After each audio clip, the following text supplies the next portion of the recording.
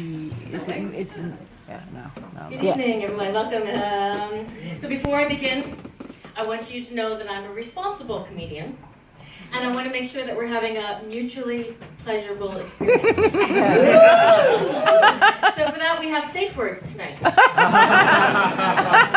I get a little bit too close to the edge of your comfort zone, you can say the word yellow. And I want you to practice that now on the count of 3. 1, 2, 3. Yellow! Very good. And if I go too far, if you say, oh, stop, game over, you can say red. On the count of 3. 1, 2, 3. Red!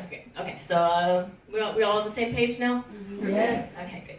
My name is Nicole Mischler, and I'm from Washington, D.C. originally. And I live here in Amsterdam. I've been here about 20 years.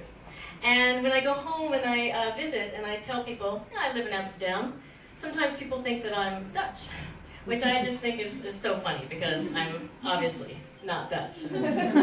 Way too short. I've got brown hair, brown eyes. I'm nice. I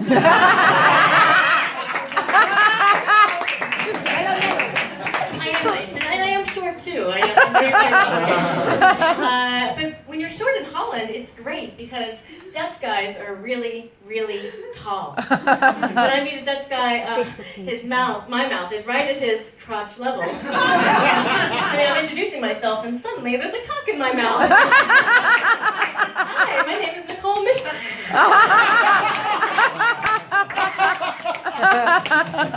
That was how I first learned to speak Dutch.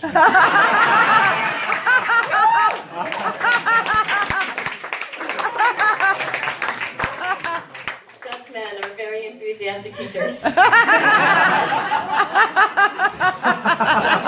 I've been here 20 years, and I'm actually, honestly, taking Dutch classes now. They're not beginners classes, I will say that. They're advanced, which in Dutch the word is gevorderd. I think you have to be able to say the word gevorderd in order to be able to be admitted into the class. And I'm so glad that I'm taking these classes because I've learned so much already. Like chapter 1, we're learning about intonation. And I realized that I've been doing it all wrong. All these years, I've been doing it wrong. So for example, like you might say something like, yeah, that's a good idea. And in Dutch, that's, yeah, that is a goede idee. For example, if you and I were to go out and do something tomorrow night, what would we do tomorrow night? Go to a bar? Go to a bar, yeah. So if I was American, I say things the American way, like, yeah, that is a goede idee. That's not how you do it. If you're Dutch, you have to say it differently. So again, what are we going to do tomorrow night? Go to a bar? Yeah, that is a goede idee.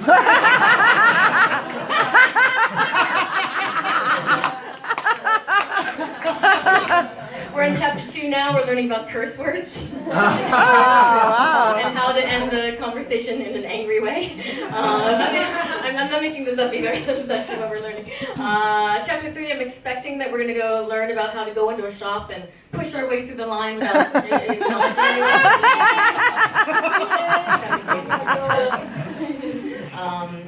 I'm divorced. I don't like to tell people that I'm divorced. I mean, I don't like to brag. Now that I'm divorced, I have to hire a handyman to come around and fix things. He has to fix the bathroom and put my IKEA furniture together. The dildo can't do everything. But it's not all bad news. It's not all bad news being divorced because I'm sure there are many, many men who'll be thrilled to hear that I am back on the market. I actually wasn't expecting a cheer because as it turns out, there are not so many men who are thrilled to hear that I'm on the market. There's an astonishing number of men who would rather go out with absolutely no one rather than go out with me. I asked a guy out for a beer and he's like, oh, Nicole, yeah, thank you for the invitation, but I'm having a little me time right now. I'm not dating anyone. And I think, I respect that answer. I'll make that clear. I respect that answer. But I think it's a dangerous answer. Because when that guy starts going out with someone else, I am going to notice. I will notice. It happened last week. I was at a restaurant. I saw the guy. I asked out. He was out on a date with a woman. I went up to him and said, hey, you said you weren't dating anyone anymore. This is my sister. You're dating your sister? So I've had to go to the internet to find true love. These days there's all sorts of great dating websites, apps. There's Tinder, there's OkCupid, there's LinkedIn. I'm actually dating someone now on Tinder. Yeah. He's very young. I have a tattoo on my left ankle. My tattoo is older. That's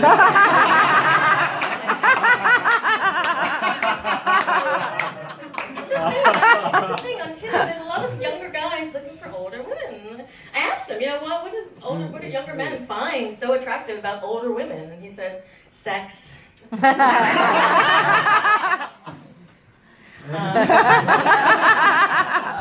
He wanted to be here tonight, but his mom wouldn't let him. He was very excited I was going to mention him tonight at the stand-up comedy. He said, "Oh, make me smart with a really big cock." And I said, "Whoa, I'm a comedian, not a magician."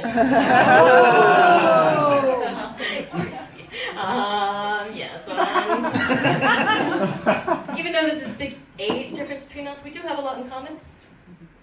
Sex. You have to prepare when you're going to have sex. You have to go to the store and buy condoms, and I find that really embarrassing. I'm a nice girl. And you go to the store, and they put these things behind the counter where you have to ask for them. And there's so many different kinds. What kind do you get? They're sensitive. It would be nice if you thought about my feelings.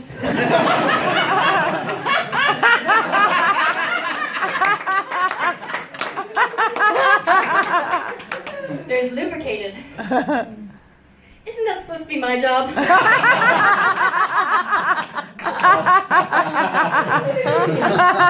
There's jumbo.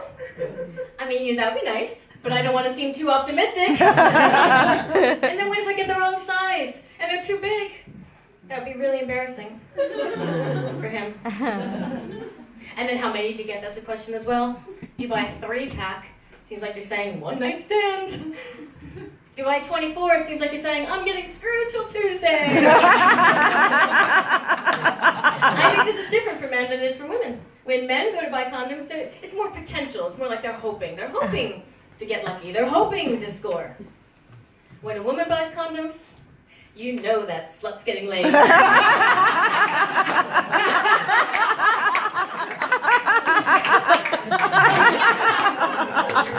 So I've mentioned carefully a couple times that I'm a nice girl. And I am a nice girl. I'm a nice girl that likes to be tied up and whipped. I'm submissive. You guys know what that means? BDSM.